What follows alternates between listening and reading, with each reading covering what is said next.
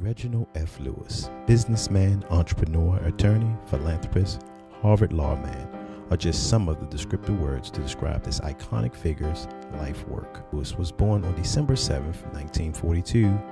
His parents, grandparents, uncles, aunts always encouraged Lewis to be. Reginald's grandmother would teach him the importance of savings, even cutting out the peeling in strips of the bottom of a tin can and nailing it to the floor of a closet to protect his savings. He was ever thinking, ever planning, ever vigilant on getting the job done. Driven, okay? Intense, loving, tender, and family was very important. In Baltimore, he attended the famed Paul Laurence Dunbar High School, known for producing stellar athletes. Lewis was no different. He excelled in football at Dunbar High School and later earned a scholarship to Virginia State University. My father never stopped moving forward. No matter what fate threw in his way, whether that was racial stereotypes that would try and hamper him in his business, racial bias and prejudice, no matter what the world threw him, he didn't let it stop him. In 1965, the Rockefeller Foundation funded a summer program at Harvard Law School to introduce a select number of black students to legal studies. Reginald lobbied for his acceptance into the program and also got in. He made such an impression that Lewis was invited to attend Harvard Law School that fall.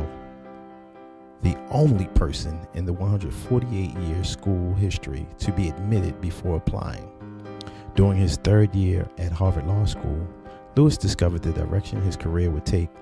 Never saw so many law enforcement people carrying guns, really waiting out there on the tarmac when the plane let down.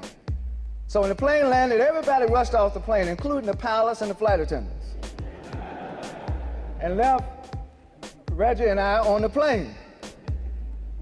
We said a prayer, and he said, "I'm your lawyer. I will go first." You know what Mr. Lewis did? As we got down the ground, the sheriff was reaching for me. Mr. Lewis stood in the way and said, "Oh no, let me see your identification." I was able to negotiate with the Attorney General of the state of North Carolina to allow the church to post the bond with interest-bearing securities as opposed to putting up a pure cash bond. And the interest earned from the securities actually paid for the litigation for a year. So I was pretty proud of that. And recruited to the top New York law firm Paul, Weiss, Wharton, and Garrison LLP, immediately after law school, Lewis left to start his own firm just after 2 years with Paul, Weiss, Rifkin, Wharton, and Garrison LLP. After 15 years as a corporate attorney for his own firm, Lewis moved to the other side of the table by creating TLC Group, LP, a venture capital firm. He had a lot of things that he had to overcome. But that's why he loved that poem by Langston Hughes, "Don't sit down and cry." Life for me ain't been no crystal stair. It's had tacks in it, and splinters, and boards torn up. But all of the time, I's been a climbing on, and reaching landings, and turning corners. And sometimes in the dark, where there ain't been no light. So boy, don't you turn back. Don't you sit down on the steps, 'cause you find it's kinda hard. For I's still going, honey. I's still climbing. And life for me ain't been no crystal stair.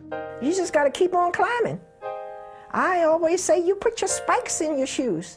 And when you dig in that mountain, ain't nobody going to knock you down, child. You just keep on climbing, and you just keep on going, no matter what. And that's what happened. Lewis was able to accomplish so much during his 50 years on Earth. His legacy lives on in many ways. In Baltimore, the Reginald F. Lewis School of Business and Law High School. At Virginia State University, the Reginald F. Lewis School of Business and the Reginald F. Lewis Museum located in downtown Baltimore. Reginald F. Lewis passed on January 19th, 1993. Though fate threw early death his way, his life was as full as that of someone who lived twice his age.